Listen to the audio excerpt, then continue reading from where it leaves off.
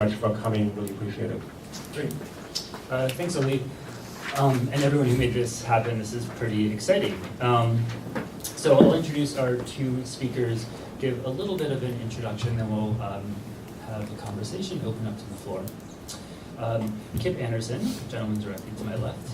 His environmental awakening came as a result of an inconvenient truth. After seeing the film, he began to recycle religiously, turn off lights constantly, shower infrequently, and ride a bike instead of driving. Andersen believed he was doing everything he could to help the planet by following the guidelines of national and international environmental organizations, but his life took a different direction when he found out animal agriculture is the leading cause of environmental destruction.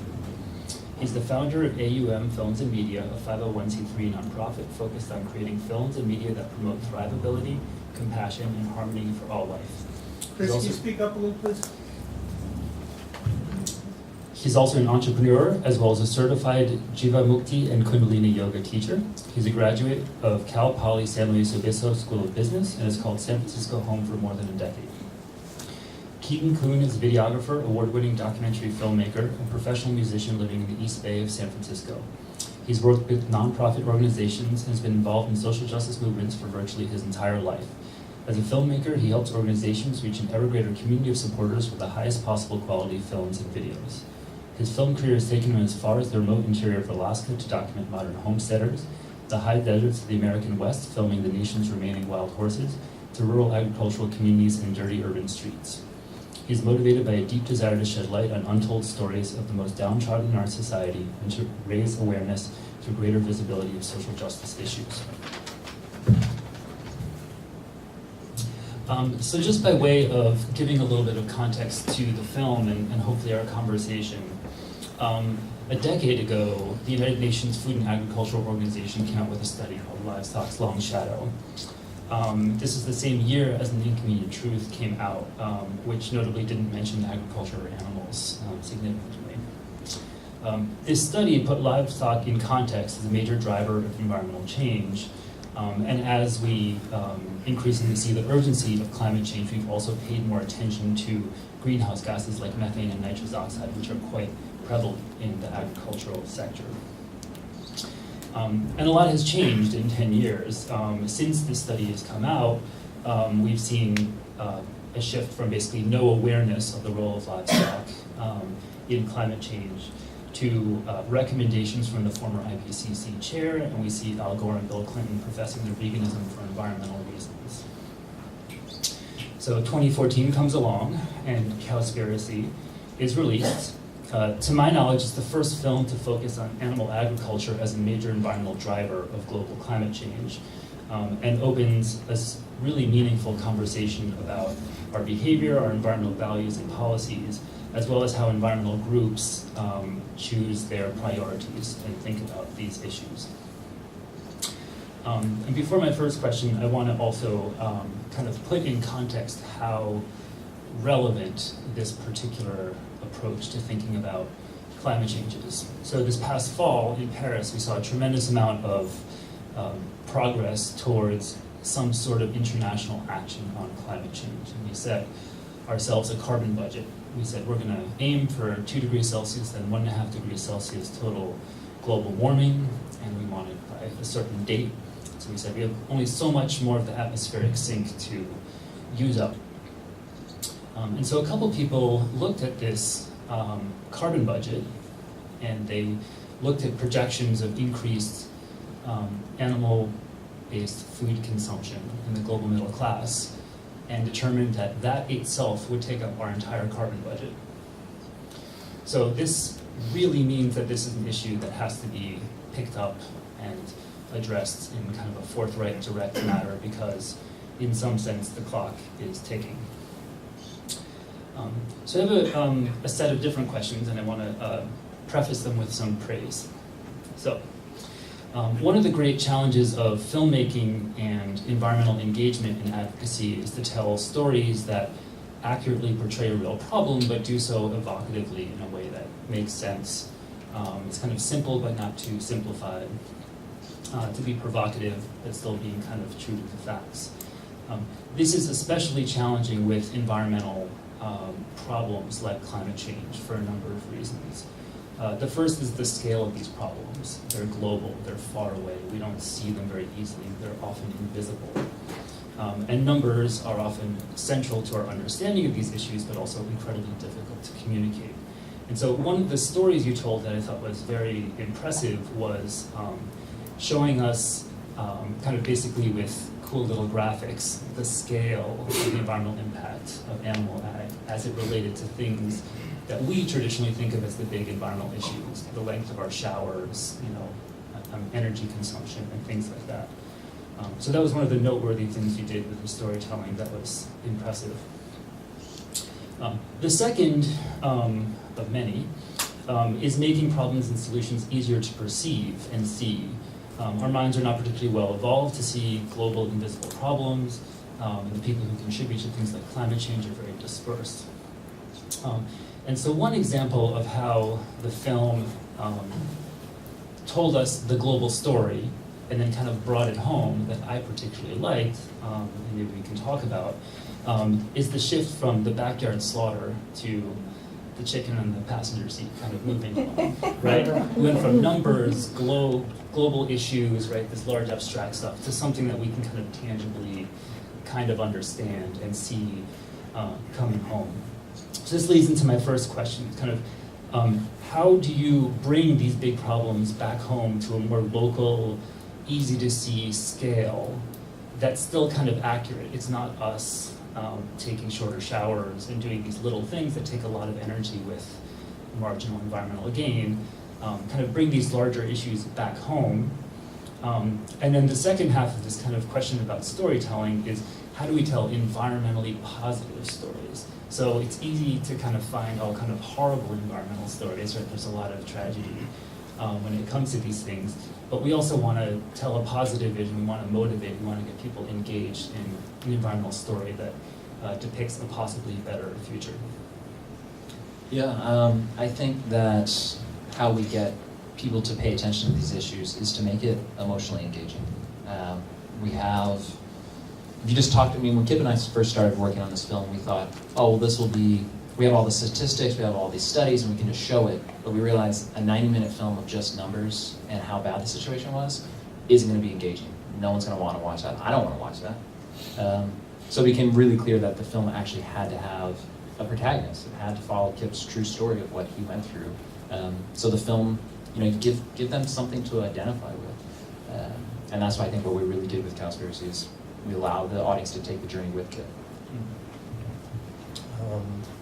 Yeah, I agree with that. And the second part of the question was The kind of the positive stories. well, that's what, making the film, it did get really, really dark. Some people wonder if we exaggerated when we put down the camera, and we really didn't. Once we interviewed Howard Lyman, he scared us really bad. When we were thinking, I mean, we still haven't done it. Someday we're gonna put out that entire interview. Because by the end of it, we were saying when we release this film, should we go to Cuba for 6 months or not here? And we were not joking. It was scary. And then interviewing Will Potter as well, Green is the New Red. But then once we said, okay, this is dark, we have to do this no matter what, because if we don't do anything, we're not going to be around here anyway. So what's the point of living? Basically, the global fear of not doing something had to supersede that of any individual fear of doing something. So once we got past that point, we said, wait, maybe there's this transformation already happening that we're not looking at. This is what's been going on for so long. Let's now start look at this transformation that is happening. So we started to look at the light side of things and kind of the next step. And then we realized, wow, this is happening so fast. Everybody is waking up. We just didn't realize it. People who are billionaires like Bill Gates and Biz Stone and even Al Gore, they're investing millions and millions of dollars in these new plant-based products. And they're doing it not even for ethical reasons. They're doing it because they see the future of things that we weren't even looking at the time. Where it's almost like these people already know it, and a lot of people already know it, that raising animals for food is not sustainable at any level. And so, once we started focusing on this and all these incredible companies that are happening, that's when we saw inspiring things that are happening so fast. And then to have a whole film on just that, though, that can get old. So it's good to expose the truth and then to see in a positive way rather than just pure fear-based how to inspire. And ideally we did that of just it feels good to do the right thing, and then the health-wise is a whole nother bonus, you know? Right, it's a kind of a win-win, Yeah. win. A lot of winning. A lot of work. Yeah. So another thing that was quite noteworthy about Cowspiracy was also about kind of the story you guys told. And so there's a lot of popular press books and films about food and the environment, and the story they very often tell is that with industrialization came the environmental harm, the health harm, all these other kind of damages, right? So that's the Omnivore's Dilemma story, that's Food Inc., that's, you know, a lot of stories. And Cowspiracy really doesn't quite take that tack. It really takes the, is it animals or not, kind of as the distinction between is it environmentally impactful or not. And in my research, of course, I've found that to be generally empirically justified. And so I find this really interesting because you guys are telling the story of this, right, of how do we communicate this kind of shorthand of what's environmentally damaging or not. And yet a lot of people aren't really picking up on that kind of way of telling that story. And so could you talk a little bit about how you came to that realization, also kind of maybe challenges to telling that story? I think, you know, what was good is we almost started the film with giving the viewer credit that you already know factory farming is bad. Factory farming is bad. So we didn't have to dive into that. So going into, you know, pretty quickly going into grass-fed beef, going into organic, like, it's exactly what you said. Is there any possible way, like my character is kind of what happened to me, say it's been actually 7 or 8 years since I've been vegan. Is there any possible way, beyond ethically, can I sustainably do this? And then so we dive into grass-fed, and ironically, grass-fed, when you're talking about wildlife and land use, it's more unsustainable than factory farming when you're talking about those two specific things, and you talk about methane. That's when it gets controversial, but it's still unsustainable. And then we go into, again, as you said, the organic side of things, and then into eventually backyard farming. Is there any possible way I can feel good about doing this for myself or for the planet, and, you know, covering every single basis rather than kind of going almost all the way there and then giving this kind of soft conclusion where there's just no possible way to do this? Yeah, I mean, exactly as you said, books like Omnivore's Dilemma and films like Food Inc. brought the conversation to where we are today. But yeah, they failed to look at the entire picture. And the reality is that most environmental destruction, when it comes, it wasn't just the industrialization of agriculture. Deforestation has been happening since we started agriculture. And that's the root of much of the environmental ills we're facing today. Yeah.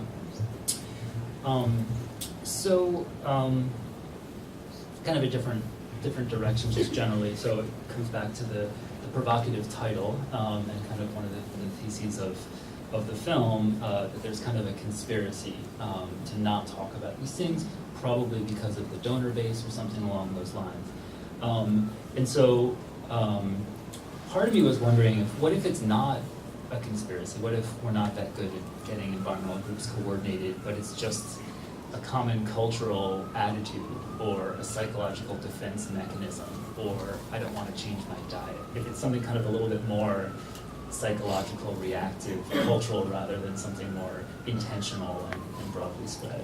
Well, it's funny, first off, the name Cowspiracy actually first came on joking that maybe this is a conspiracy of the cows, as almost like their jihad of them sacrificing themselves and their children and their, you know, to get humans addicted to their breast milk and to kill all themselves, but to procreate at the same time and take over the planet. And this was their conspiracy. And that was originally where Cowspiracy came from.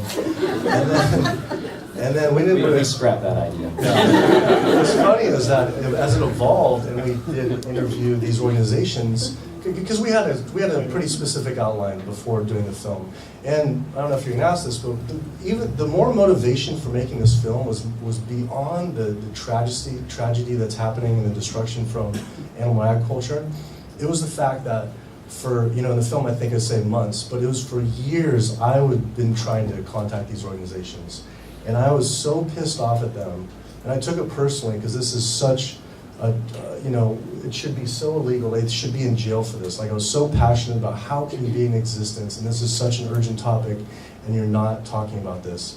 And then when we started interviewing them, realizing it's actually worse than we thought, all they could have said, any one of these organizations, you know what, you're right.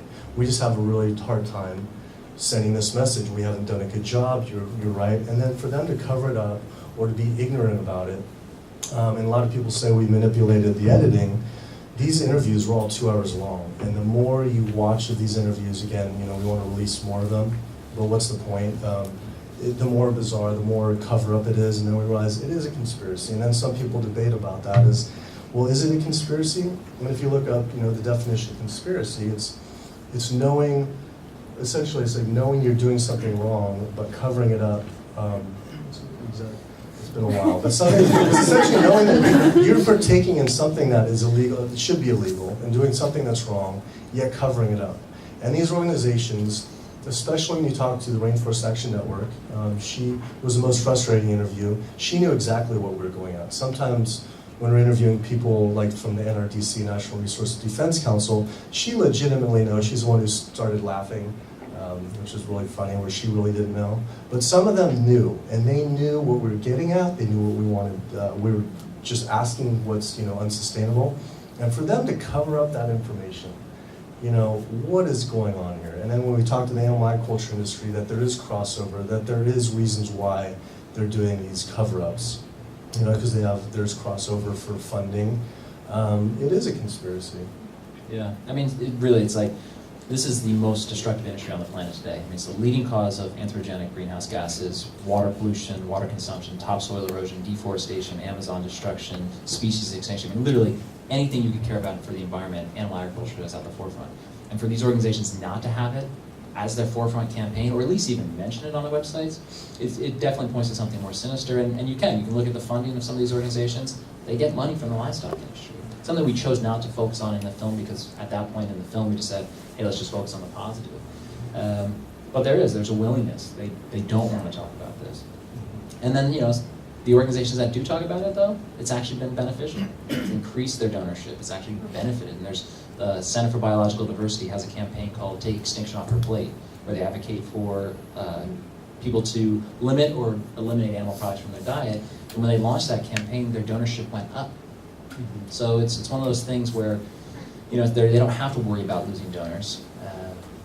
This is potentially more about, you know, personal change and where it's coming from in their own lives. Right. So as I mentioned before, this is really kind of coming onto people's radars, and you guys are in the vanguard when it comes to the storytelling. And so we are seeing things shift pretty quickly, and the same is true for the awareness and political willingness to deal with climate change. And I've heard from colleagues that some environmental groups that were on the wrong side of this story are kind of slowly coming around. And so I'm wondering if you anticipate, like other people who want to solve problems, that your film would be obsolete in 10 years because, right, people have kind of picked up on this. And that's the That would be awesome. I mean, we are seeing Rainforest Action Network, which Kip said, you know, was one of the most frustrating interviews, because Lindsay Allen, the executive director of Rainforest Action Network, she used to be Greenpeace's Amazonian leather campaign director, which had an entire campaign against leather coming out of the Amazon because of the destruction caused. This was back in the 90s. So she knew all about this. She knew for sure that animal agriculture is a leading cause of Amazonian rainforest destruction. And yes, she didn't want to mention it. But since the film has come out, they actually now have a campaign on their website called Food Justice, where they address animal agriculture as a leading cause of rainforest destruction and a primary cause of greenhouse gases. So there are changes being made. It's just, are they doing it fast enough? And it's always putting things into perspective and in comparison.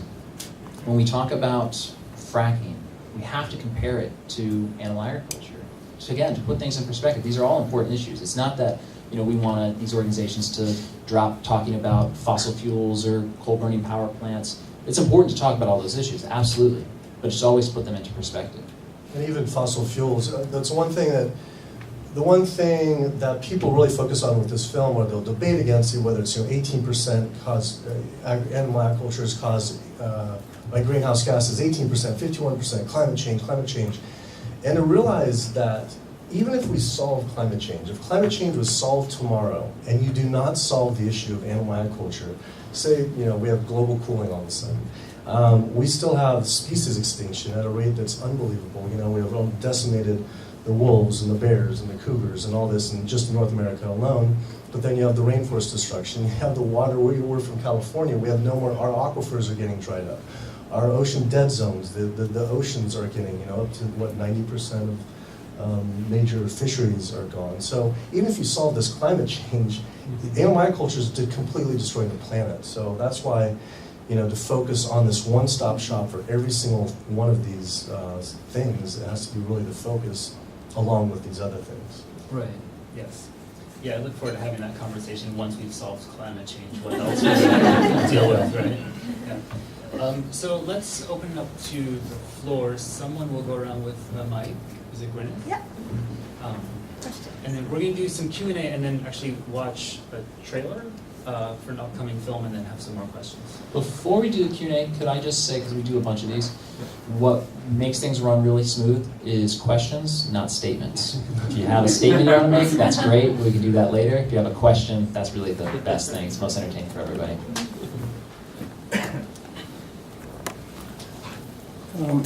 I saw your film yesterday in NYU Lab, and I'm overwhelmed on my way to being a vegan, I hope. And of course, you're aware of the confrontation up in Oregon. I think Bundy and his, I think with the help of, I'm going to emphasize, with the help of the FBI and the state police, at least 25 were arrested. You know, do you feel that cooperation is not, you know, I mean, nothing's going to be done, but how do you feel about their working with, you know, not directly, but, you know, not being hostile to the FBI and state police? Yeah, so for those who don't know about it, there was this group of radical ranchers that took over a wildlife preserve up in Oregon. And they were cutting down fences because they wanted to graze cattle on these wildlife preserves. Right now, most of the U.S.'s public lands are grazed by private ranchers. The government leases the land to private ranchers, which is public land that we all own collectively, to graze their animals. And not only is the grazing detrimental to the land, but it also, you know, interferes with wildlife. And so you see policies like wild horses being rounded up in mass to make room for more cows. You see, you know, massive predator killing, like 36,000 coyotes were killed last year by the U.S. government because they're considered a threat to the livestock industry, on and on and on. I think that working with authorities to stop, for example, poaching or from, you know, radical ranchers who are doing these sort of things, great, this is important, and that's something that should be used.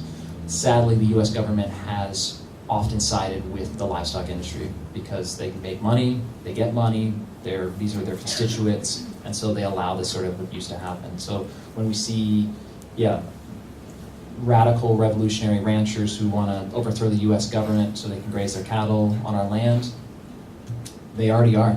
They already have permission from the U.S. government. They just pay a penance of what they would be if it was on public or private land. I think we do all have to work together. And that was one of the things, kind of the criticism that we got for Cowspiracy is people said, well, you know, you guys are attacking the good guys, you're going after these environmental organizations that are doing good work, you know, we should all be working together, and that's great. We've wanted to work together with these groups. We've wanted to work together with the U.S. government. We're wanting to work with anybody, anyone and everyone who will talk about this issue. We'll work with them. Sadly is that they've all refused. They don't want to talk about this issue, or they've had to be coerced into talking about it through pressure campaigns. But absolutely, we should use every tool at our disposal to address this issue forefront.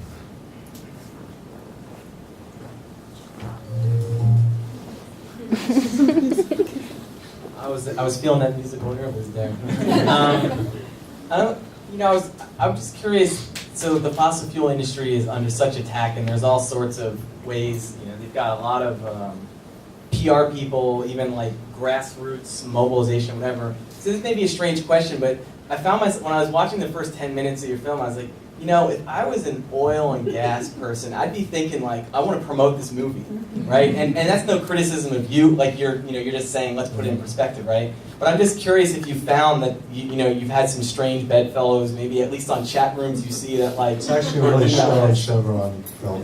People get that like, I wish they gave us some... No, people said that, but yeah. That's actually what's funny about that is when we interviewed these organizations, I don't think it came up because again, we only had 3 to 5 minutes to concentrate this editing down to make it a 90-minute film. So we say, you guys are going up against the oil industry. Like how big and badass or mean and evil is the oil fossil fuel industry and what they do and who they are and that everyone knows that they're bad.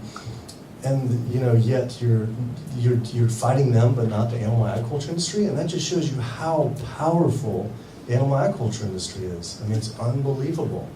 But we were blown away, essentially by that. Yeah, I mean, people have said they're like, Cowspiracy was funded by the fossil fuel industry, which is funny to me because animal agriculture is a huge consumer of fossil fuels. I mean, there's a statistic that it takes upwards of 90 gallons of crude oil to produce 1 pound of beef in the United States conventionally. So it's like this industry is hand in hand with the fossil fuel industry. I mean, they're all fed, chemically grown grains, the fertilizers, the pesticides, the herbicides, they all come from fossil fuels, the transportation. I mean, this industry consumes fossil fuels at an extreme rate. But and again, we're not trying to downplay the impacts of the fossil fuel industry. It's absolutely has to stop. But again, it's just putting things in perspective. We just have to, we're looking at fossil fuels as the big bad issue, and it absolutely is a big bad issue, but it's the little brother to animal agriculture.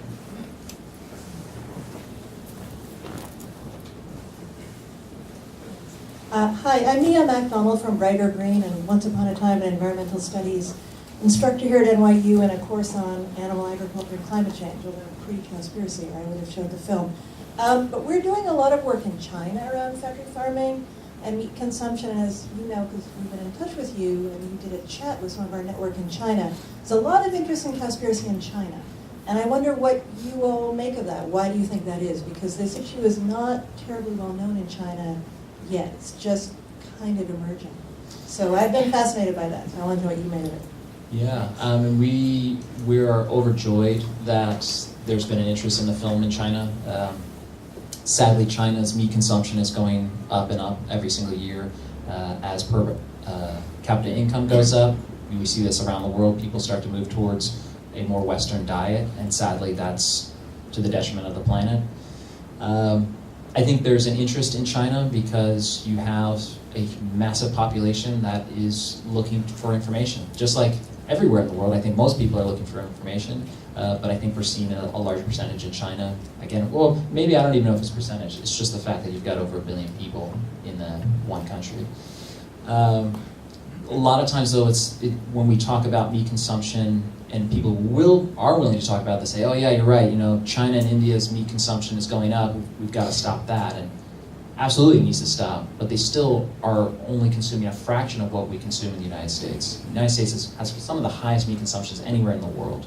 So while China's consumption is going up, it still is not matched by the United States per capita.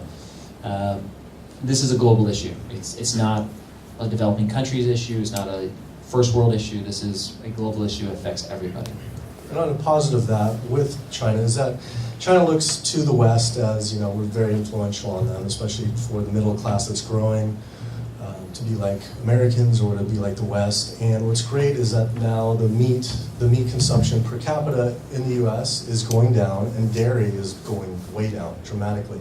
So as they see this, they're going to say, wait, now what are they doing? They want to be, what's the new cool thing to do? And they are going to quickly, especially over the next 3 years, as this information along with health comes out, they'll see this is not cool, it's not a privilege, it's a privilegeable thing, but it's not something that they want to adhere to. And the whole transformation will soon be, this next level, like to think of evolution to this plant-based. So we feel it's happening, but we're the ones leading the way. And what's great is the tipping point already did happen, and so now it's going down, and now it's going to rapidly go down over these next 3 years. It's going to be unbelievable how fast this transformation takes place.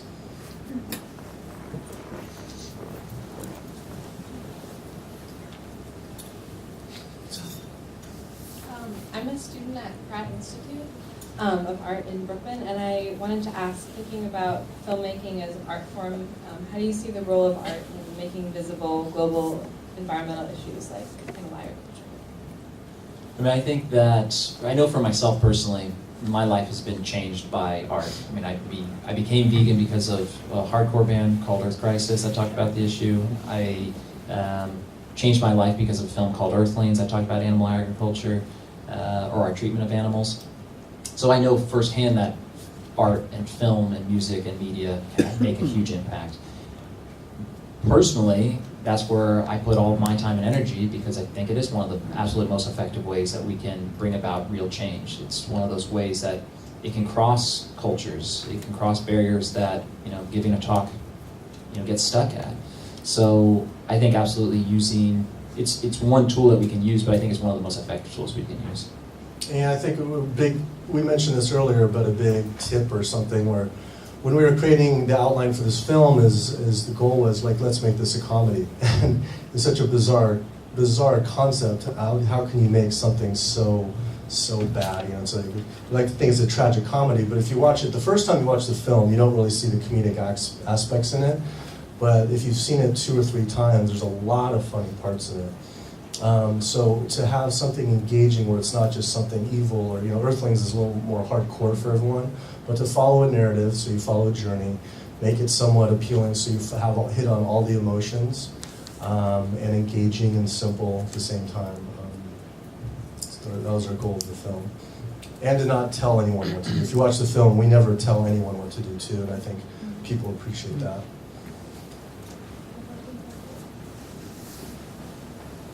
I'm also a student at Pratt, and I was curious if, what do you think of alternative productions of protein, like cricket farms and laboratory meat, and how that can like supplement, or do you think that's also kind of like...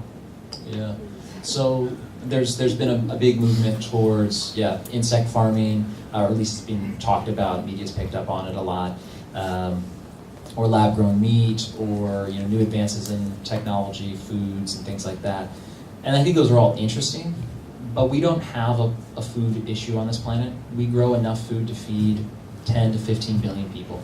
It's allocation. We're not in a protein-deficient world. We're in an allocation issue. We're feeding half of the world's grain to non-human animals. We have close to 1 billion people every single day are hungry. 700 million humans don't get enough calories every single day. It's because we're feeding the wrong animals. We should be feeding human beings, not humans. So when it comes to cricket farming, that I don't think is a solution. You know, it's touted as, oh, we can feed them waste products, and so then it's a sustainable method. Well, one, you have to get over this whole cultural aspect. Does anybody in this room want to eat insects? Doesn't seem like very appealing to me. And then 2, there's also a racial aspect of it, a racist aspect of it, in that it's often pushed as, oh, well, this is how we'll feed a third world. Well, that's really offensive to me. The thought of saying, hey, well, we'll tell other people in other countries to eat crickets. Again, we don't have a protein issue on this planet. We don't have, you know, going to the positive of the plant-based foods, or, you know, meat alternatives or lab-grown meats. Those are all, you know, interesting and great, but we already have the solution. Just eat plants. We don't need a new technology food to come along to feed the world. We have them.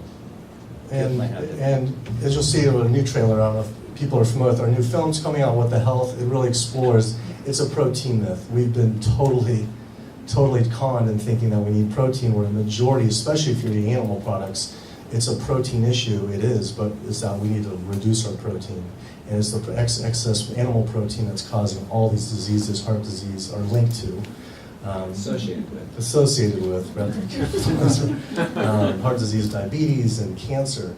And then also too, with the cricket, I was at a dinner, and one of the ladies, she has a cricket cracker company, and I was saying it's bizarre with crickets because in Asia and a lot of Eastern countries, cricket, you know, Jiminy cricket, it's looked as a very good luck charm. And if you have a cricket in your house, it is a sign of good luck. And if you have a dead cricket, it's a sign of bad luck.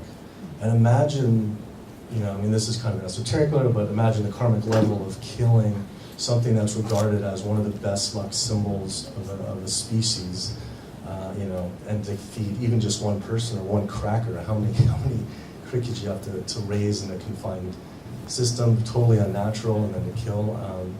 It's just kind of sad.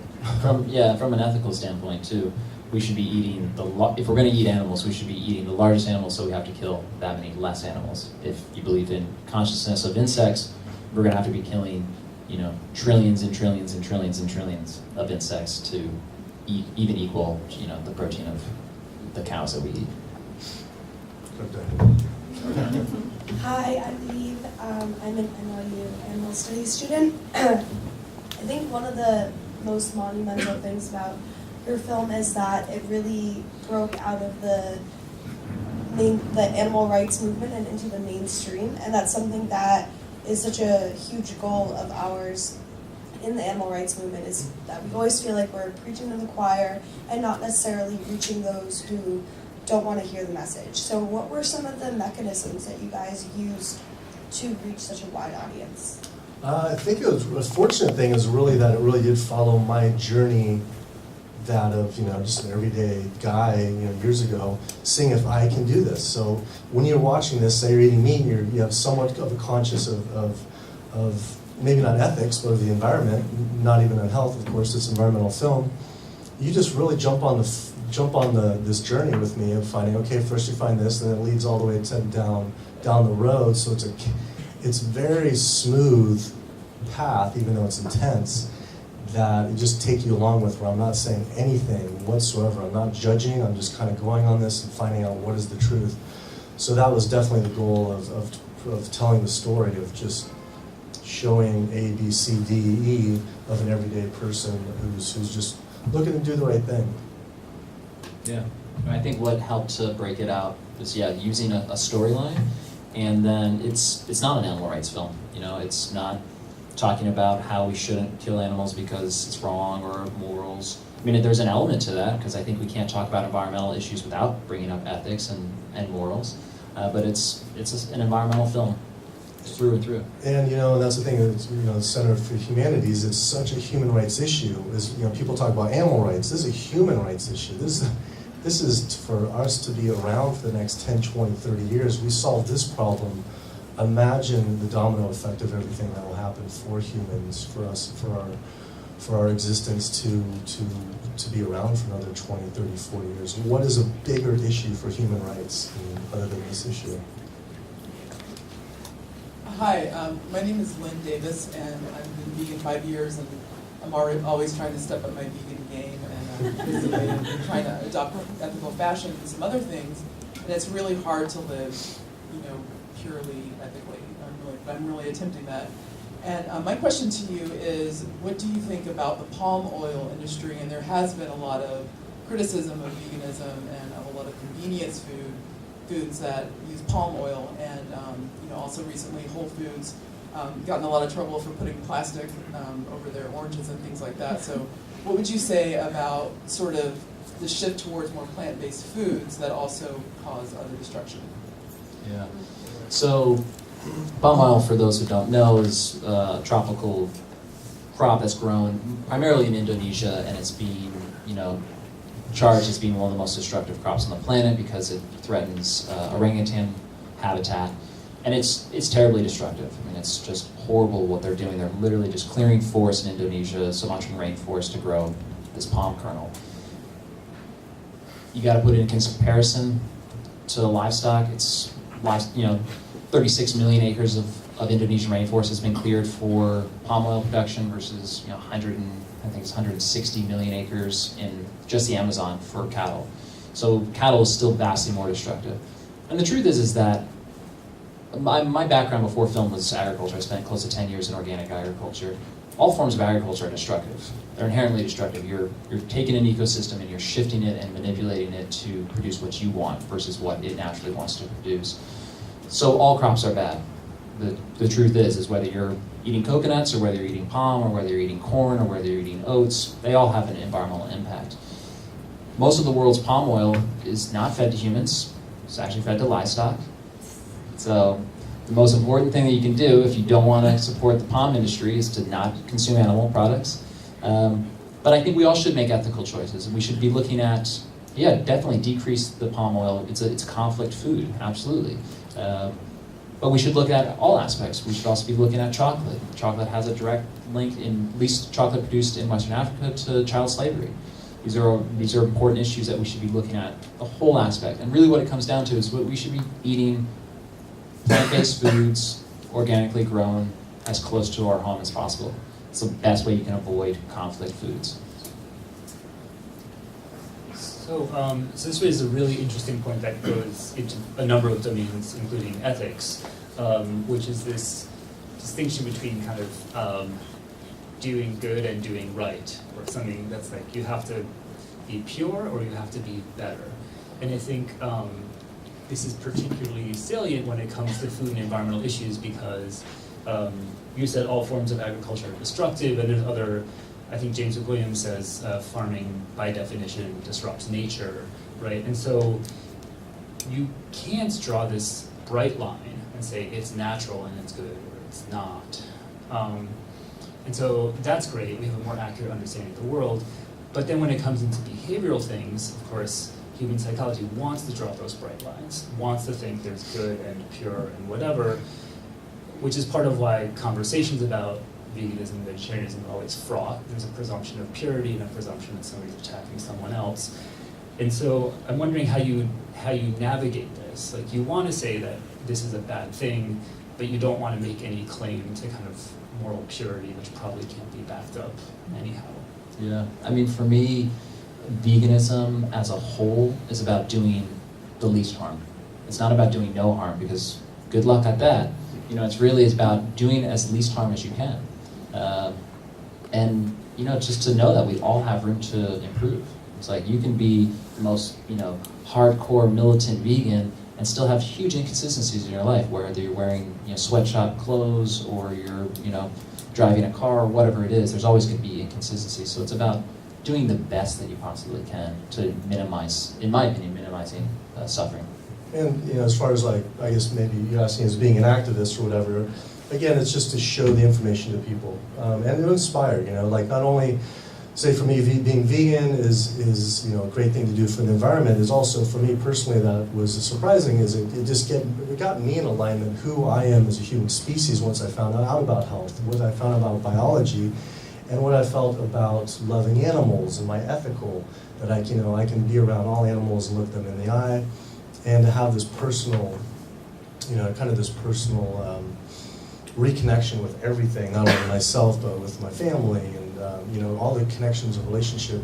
That was a total bonus that happened over the next few years. Was really cool. So kind of sharing these stories of cool things that happen, and it's not better or worse, it's just these are the facts, these are the truths, and that's the thing why people like Cowspiracy, is just here's the facts, do what you want with it. And then, you know, with our new film, it's very powerful because here's the facts about health. You know, if you want to fight it, good luck, you know, risk it yourself, but Yeah. so just sharing. I have a really big question next. Big question. How'd you get Leo to help you? Yeah. Well, we were on his yacht one day. And,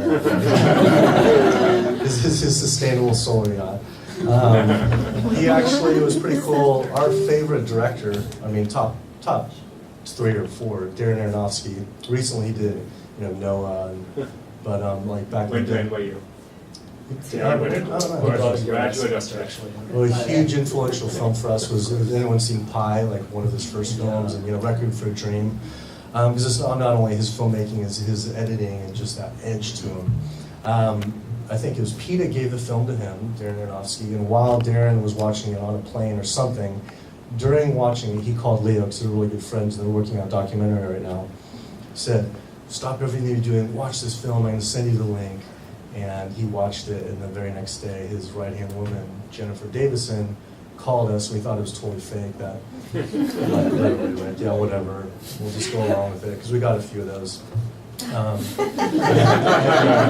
And sure enough, within, you know, we followed up, and then 2 days later said he called Netflix personally. He's never called them in his life personally. I do everything for him. I've been with him 10 years. He called the head of Netflix up and said, you have to get this on, I want to be the executive producer, honorary executive producer. He didn't give us any money or anything, it was just to put his name onto it. It was huge. And I mean, can you imagine how we felt? I mean, just blown away.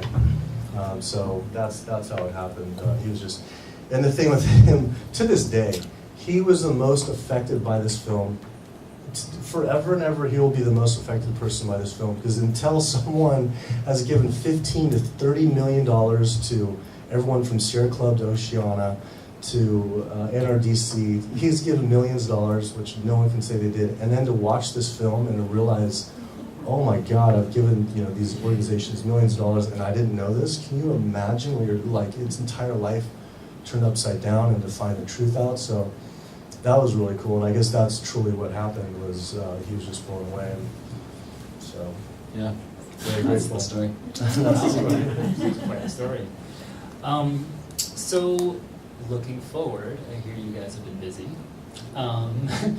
Do you want to tell us, I guess before telling us a little bit about what we're going to see, maybe just kind of the thought process that went into these projects, why you chose these areas and why you see them as kind of areas where we need to learn more about them? Yeah, so when Kip and I first started talking about this film, Cowspiracy, it was a lot bigger. It had a lot more elements to it, and as we were working on it, and as we edited it, we realized that we couldn't fit all this into one film. There was going to have to be multiple films. And so our next film, What the Health, picks up in the same sort of story that Cowspiracy does. It's following Kip again on this journey, and it's finding out about the devastation that's going on with our health in the West and around the world today. And the cover-ups, and it's kind of like the tagline of Cowspiracy, the film that environmental organizations don't want you to see. This one is the health film that health organizations don't want you to see. So we explore and we interview, or we try to interview people like American Diabetes Association and American Heart Association, that has an entire section of beef recipes on their website, and American Cancer Society. I want to go into it, but I can't. But it's just shocking. Probably more shocking in direct links to these industries in the pharmaceutical industry, because taking on the animal agriculture industry was enough. So like, okay, how about the pharmaceutical? realizing how they work together and exploring that, and very shocking. But we're very happy with it. It's coming along well. We're probably only about 3 to 4 months away, and just finished an Indiegogo fundraising campaign. Anyone who helped, thank you so much, because we couldn't have done it without everyone's support. Is it a spoiler to say that animal-based foods are part of the problem? Say that. Shall we? Yeah. Okay. I'm not quite sure. Do you have the did you find it? I don't know. If you just go to What the Health Film,